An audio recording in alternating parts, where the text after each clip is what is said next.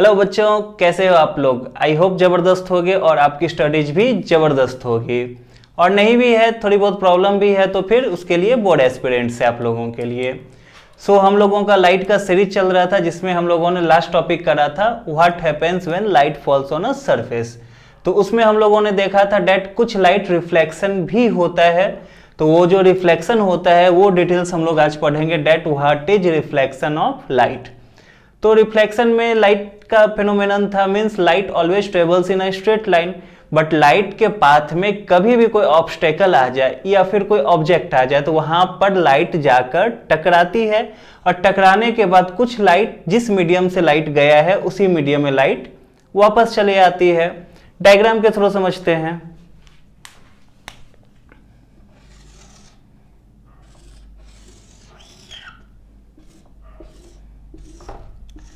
Suppose ये कोई object है जहां पर लाइट रेज आ रहा है, तो यहां पे लाइट रेज आया, light travels in a straight line, तो यहां पे एक यूनिफॉर्म मीडियम था, मींस एयर था यहां पर, तो लाइट एयर में स्ट्रेट लाइन पर आया। बट यहां पर लाइट किसी ऑब्जेक्ट से, ऑब्स्टेकल से टकरा रहा है। तो हम लोगों ने वैसे देखा था डेट रिफ्रैक्शन भी हो सकता है, एब्जॉर्प्शन भी हो सकता है और रिफ्लेक्शन भी हो सकता है, बट हम लोग यहाँ पे बात करेंगे सिर्फ और सिर्फ रिफ्लेक्शन की। तो रिफ्लेक्शन में क्या था, डेट लाइट टकराकर वापस चला गया, मींस लाइट किसी ऑब्जेक्ट पे पड़ा, वहां से टकराकर वापस आ गया। या ऐसा भी कह सकते हैं कि लाइट जिस मीडियम से आया टकराकर वापस उसी मीडियम में चला गया। तो यहां पर एक्चुअली क्या हो रहा है, लाइट किसी ऑब्जेक्ट पे जाके टकराकर वापस आ जा रहा है। तो टकराकर वापस आना, इसी फेनोमेनन को बोलते हैं रिफ्लेक्शन ऑफ लाइट। फिर से समझते हैं, लाइट किसी ऑब्जेक्ट पे जाके टकराना, टकरा के वापस आ जाना। सिंपल वर्ड्स में बोले तो bouncing back of light is called reflection. Clear है ये चीज। अब हम लोगों को इसका अगर डेफिनेशन लिखना रहा तो क्या लिखेंगे, चलिए हम लोग डेफिनेशन पे आते हैं। So the definition is when a ray of light falls on a surface, जब भी लाइट किसी सरफेस पे फॉल होता है, एंड रिटर्न्स बैक या फिर bouncing back into the same medium, means जिस मीडियम से आया। लाइट अगर एयर से आ रहा है तो टकराने के बाद वापस एयर में चला जाए, वाटर से आ रहा है तो टकराने के बाद वापस एयर में चला जाए, returns back into this same medium, and this phenomenon is called reflection of light. तो यहां पर अभी हम लोगों ने बात किया, एयर से आए तो एयर में वापस चला जाए, वाटर से आए तो वाटर में चला जाए, मींस रिफ्लेक्शन सिर्फ एयर में नहीं होता है।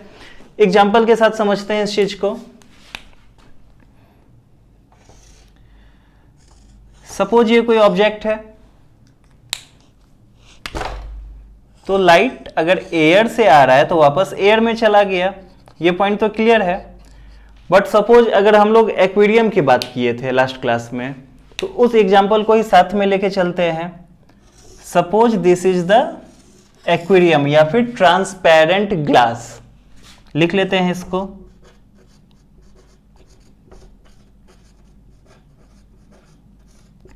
ट्रांसपेरेंट ग्लास, तो ग्लास के अंदर, ग्लास क्या है, सॉलिड है, तो सॉलिड के अंदर भी रिफ्लेक्शन हो सकता है। कैसे होगा, सपोज किसी तरीके से लाइट यहां पर आया, ऑब्वियस सी बात है एयर से ग्लास में गया तो रिफ्रैक्शन होगा। अब सपोज यहां से कुछ लाइट भी रिफ्रैक्शन होगा, बट कुछ रिफ्लेक्शन तो यहां भी होगा। मींस ये क्या है, एक ट्रांसपेरेंट ग्लास है, एयर से लाइट ग्लास में गया तो रिफ्रैक्शन हुआ, इस पॉइंट को भी बाद में देखेंगे। अब यहां लाइट ग्लास में जा रहा है, ग्लास से वापस निकलने पे रिफ्रैक्शन हुआ, ये पार्ट तो रिफ्रैक्शन का है जो अभी हम लोग बात नहीं करेंगे इसके। बट यहां पर भी कुछ लाइट वापस इस ग्लास में ही ट्रैप हो जाएगा, मींस यहां पर भी रिफ्लेक्शन होगा।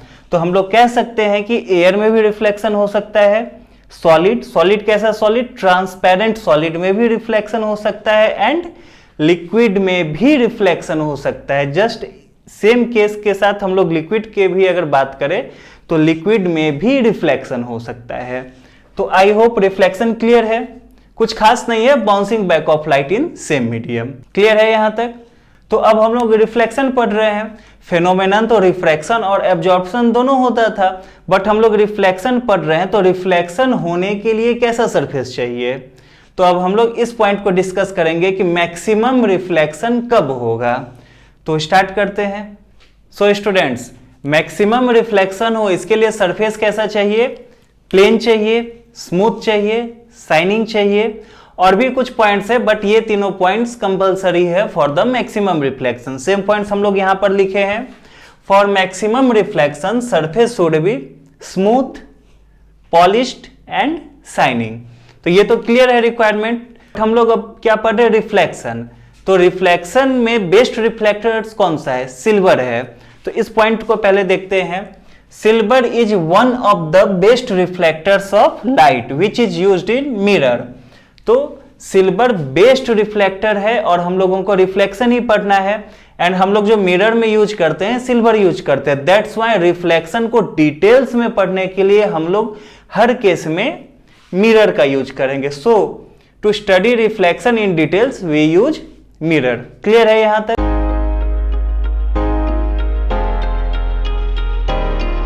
सो our next topic is terms related to reflection. Reflection तो समझ में आ गया, क्लियर है रिफ्लेक्शन। अब रिफ्लेक्शन से जुड़ा क्या सब टर्म्स है समझते हैं यहां पर। दिस इज द मिरर, ये जो डॉटेड लाइन है ये होता है मिरर का back, and this is the front of the mirror. तो रिफ्लेक्शन के लिए लाइट चाहिए, तो किसी सोर्स से जब लाइट रिफ्लेक्शन होने से पहले तक, यहां बात करें, suppose this is the light, reflection से जस्ट पहले जो लाइट रे है इसको हम लोग बोलते हैं इंसिडेंट रे, मींस ओ ए क्या हो गया, ओ ए is your incident ray.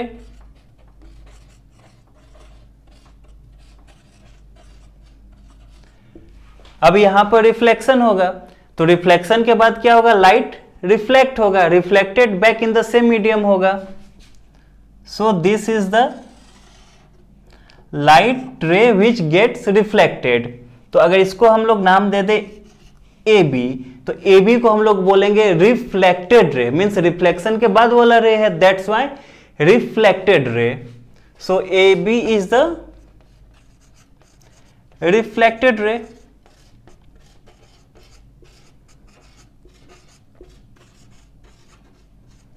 Clear. Next point है नॉर्मल। नॉर्मल मींस परपेंडिकुलर, जो आप लोग मैथ्स में पढ़ते हैं। तो नॉर्मल क्या होता है, जिस पॉइंट पे रिफ्लेक्शन होता है या फिर जिस पॉइंट पे इंसिडेंट रे इंसिडेंस होता है, तो इस पॉइंट से मिरर को लेके एक परपेंडिकुलर हम लोग ड्रॉ करते हैं। मींस इस पॉइंट से मिरर का परपेंडिकुलर क्या होगा,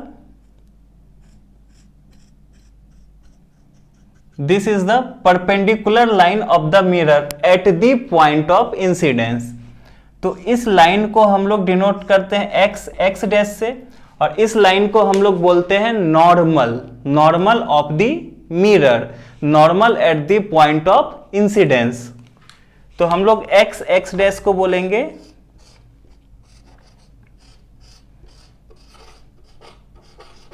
normal.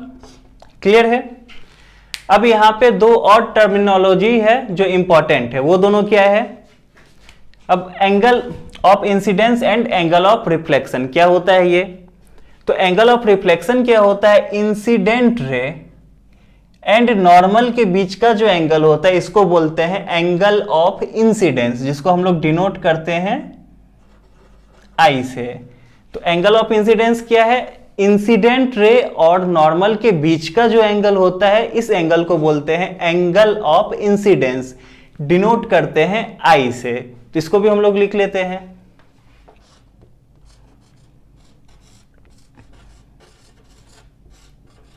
Angle of incidence. Similarly अब लाइट रे रिफ्लेक्ट कर गया, तो रिफ्लेक्टेड रे एंड नॉर्मल के बीच का जो एंगल है इसको हम लोग बोलते हैं एंगल ऑफ रिफ्लेक्शन, जिसको हम लोग डिनोट करते हैं आर से, एंगल ऑफ रिफ्लेक्शन। तो इसको भी हम लोग लिख लेते हैं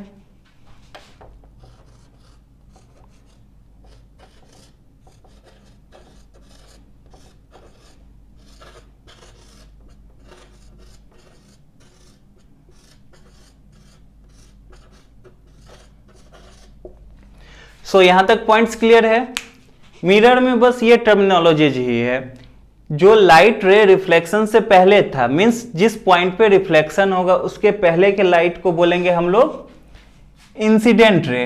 रिफ्लेक्शन के बाद जो लाइट रे मिला इसको बोलेंगे रिफ्लेक्टेड रे। जिस पॉइंट पे रिफ्लेक्शन हुआ उस पॉइंट से अगर हम लोग नॉर्मल ड्रॉ करते हैं एक्स एक्स डैश, तो इस लाइन को बोलेंगे नॉर्मल।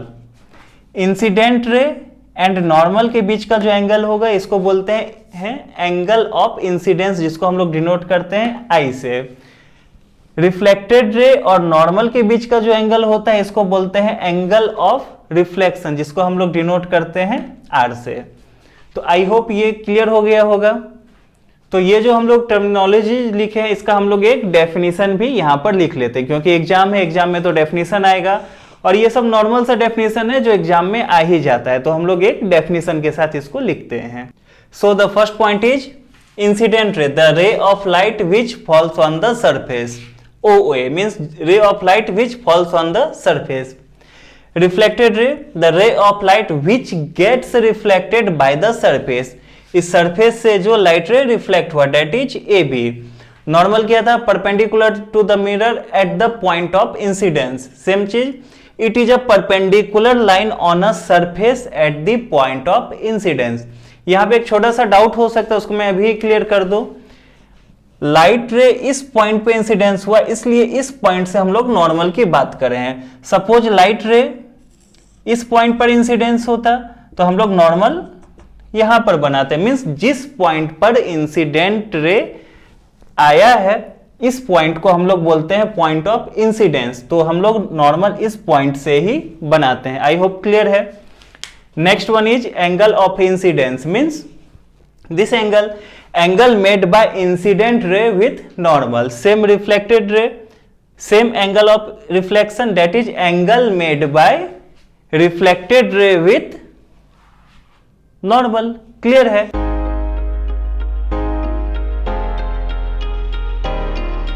सो आज का हमारा लास्ट टॉपिक है kinds of reflection, means reflection कितने काइंड्स का होता है, समझते हैं इस पॉइंट को भी।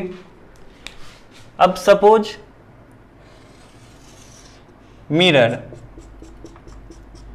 अगर प्लेन मिरर है, प्लेन मिरर पे पैरेलल बीम ऑफ लाइट आ जाए तो रिफ्लेक्शन कैसा होगा देख लेते हैं। Suppose this is your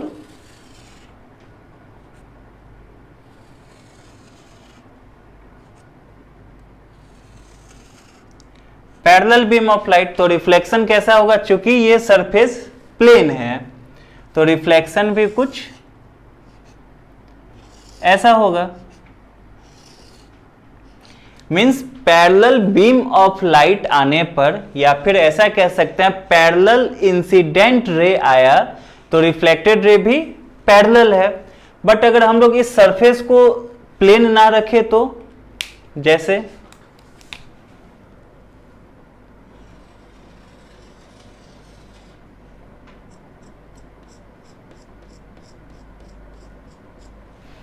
mirror, तो ऐसा भी हो सकता है। बट सेम केस हम लोग यहां पे लेके चले, means parallel beam of light यहां भी अगर हम लोग इंसिडेंट कराएं तो रिफ्लेक्टेड रे कैसा होगा। This is your parallel beam of light,